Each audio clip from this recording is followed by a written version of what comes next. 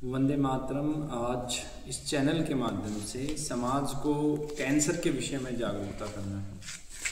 इस चैनल पे केवल कैंसर से संबंधित वीडियो डाली जाएंगे कि आखिर कैंसर है क्या, आखिर कैंसर क्यों तेजी से फैल रहा है और कैंसर को ठीक कैसे करना है, रिवर्स कैसे करना है। तो मुख्य ध्येय हमारा कैंसर का इस चैनल पर रहेगा। और आज की इस वीडियो में हम चर्चा करेंगे कि आखिर कैंसर है क्या। सबसे पहले आप देखेंगे कि आयुर्वेद जो संसार का सबसे पुराना चिकित्सा का ग्रंथ है, उसके अंदर कैंसर नाम का कोई शब्द नहीं है। वहाँ पे अर्बुद नाम का शब्द जरूर इस्तेमाल हुआ है। कैंसर जो नाम दिया गया वो आधुनिक समय में विशेष रूप से एलोपैथी के द्वारा इसे दिया गया। अब अगर हम समझें कि आखिर कैंसर है क्या, तो हमें सबसे पहले मनुष्य के निर्माण की प्रक्रिया को समझना होगा। मनुष्य का जो निर्माण है, मानव का जो निर्माण है, वो एक तरीके से स्त्री और पुरुष के माध्यम से होता है। और मैं यूँ कहूँ कि माँ का जो रज और पिता का वीर्य, उन दोनों के माध्यम से एक कोशिका का निर्माण होता है यूट्रस के अंदर। और जो कोशिका होती है उसके अंदर एक डीएनए होता है। उसे सरल भाषा में समझें कि कोशिका के अंदर एक मेमोरी होती है, याददाश्त होती है। वो जो याददाश्त होती है कोशिका के अंदर, वो याददाश्त बेसिकली पुरुष जो है उसकी पिछली 7 पीढ़ियों का अब तक विज्ञान पुष्टि कर चुका है। पुरुष की पिछली 7 पीढ़ियाँ और महिला की पिछली 7 पीढ़ियाँ, इतना याददाश्त उस पहली कोशिका के अंदर स्टोर होती है। उस याददाश्त का अर्थ ये है कि उस कोशिका की मेमोरी में ये बात है कि उसके जो पिछली 7 पीढ़ी दोनों पक्ष की, कैसा वो खाते थे, कैसा वो पीते थे, कैसा वो सोचते थे, कैसा वो रहते थे, उनके अंग कैसे थे, हाइट कितनी थी, उनकी फिजिक्स कैसी थी, वो कंप्लीट 7 पीढ़ियों की जो सूचना है उनके अंदर स्टोर होती है। ऐसा मेरा मत है कैंसर को लेके। अब जो पहली कोशिका बनी, उसी कोशिका का जो डिवीजन होता है, 2 कोशिकाएं बनती हैं, उनसे कोशिकाओं से जो ना टिश्यूज बनते हैं। टिश्यूज के निर्माण के बाद टिश्यूज जो समानांतर कार्य के टिश्यूज होते हैं, उनसे ऑर्गन बनते हैं।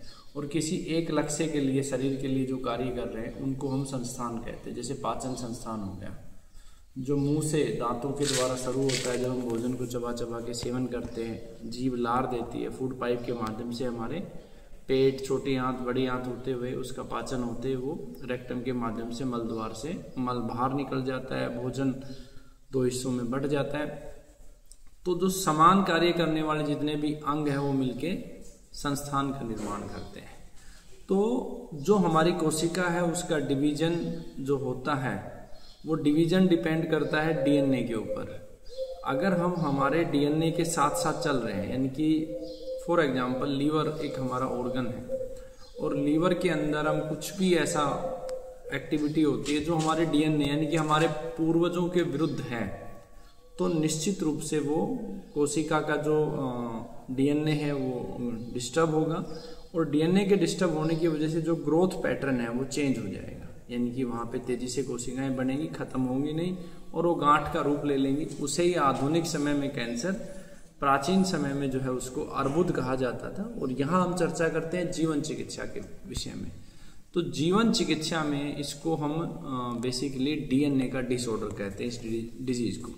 अब उसको मैं सरल करके एक उदाहरण के रूप में आपको बताता हूँ कि जिन लोगों के पूर्वज मांसाहारी थे, वो मांस खाते थे, कच्चा मांस खाते थे, अन्य जीवों का मांस खाते थे, उनका जो डीएनए इस प्रकार से विकसित हुआ है कि वो मांस को पचा सकते हैं।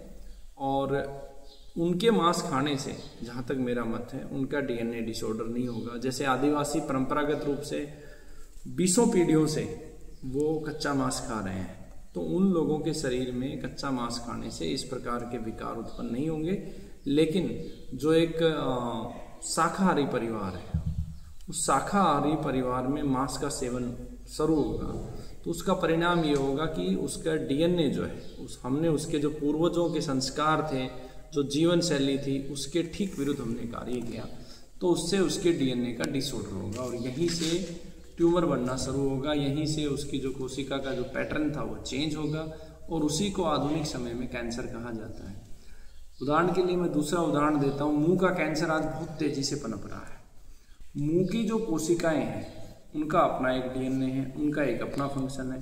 यानी कि हमारे पूर्वज दातुन करते थे, हमारे पूर्वज दंतमंजन करते थे, और पहले जाएंगे तो हो सकता है ना भी कुछ करते हो।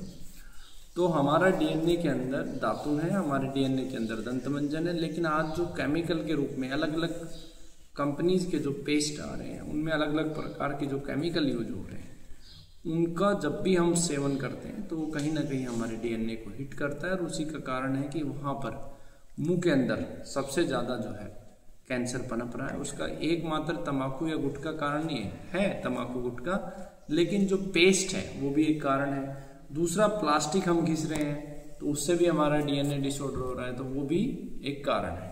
तो यहाँ पर मेरा जो भाव है आप लोगों को समझाने का कैंसर को लेके, कैंसर बेसिकली हमारे डीएनए का डिसऑर्डर है।